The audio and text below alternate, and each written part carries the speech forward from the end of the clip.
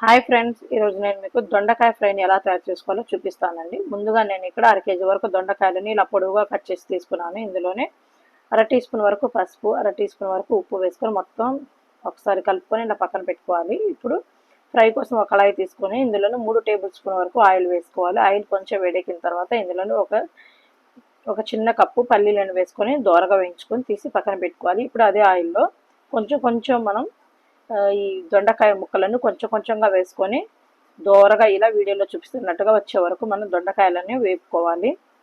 మిగిలినవి కూడా ఇలాగే వేయించుకోవాలి. ఇప్పుడు దొండకాయలు వేయించుకోగా మిగిలిన ఆయిల్లో మనం పోపు దినుసులు, ఎండుమిర్చి, కరివేపాకు వేసుకొని ఈ పోపు దినుసులను దోరగా వేయించుకోవాలి. ఇందులోనే ఒక మీడియం సైజు ఉల్లిపాయను కూడా వేసుకొని మొత్తం కలుపుకుంటూ ఒకసారి ఇలా వేయించుకోవాలి. ఉల్లిపాయ కూడా కొంచెం మెత్తబడిన తర్వాత ఇందులోనే మనం వేయించి పక్కన పెట్టుకున్న దొండకాయ ముక్కలను మొత్తం వేసుకోవాలి. ఇందులోనే ఒక అర టీ స్పూన్ పసుపు వేసుకోవాలి. ముందుగా మనం కొంచెం పసుపు వేసుకున్నాం కదండి, ఇప్పుడు కొంచెం చూసి కొంచెం పసుపు వేసుకొని మొత్తం ఒకసారి ఇలాగా కలిసేలాగా కలుపుకోవాలి.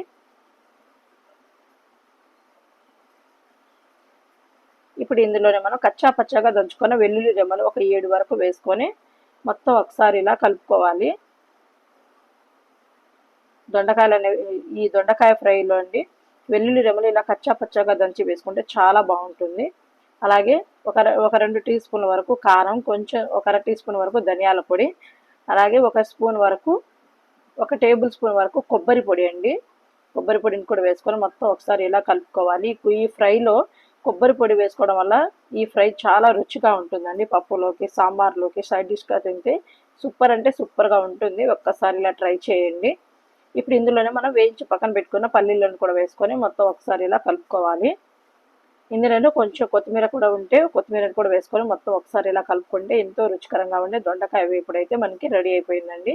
ఈ వీడియో కనుక మీకు నచ్చితే నా ఛానల్ని సబ్స్క్రైబ్ చేయండి, లైక్ చేయండి.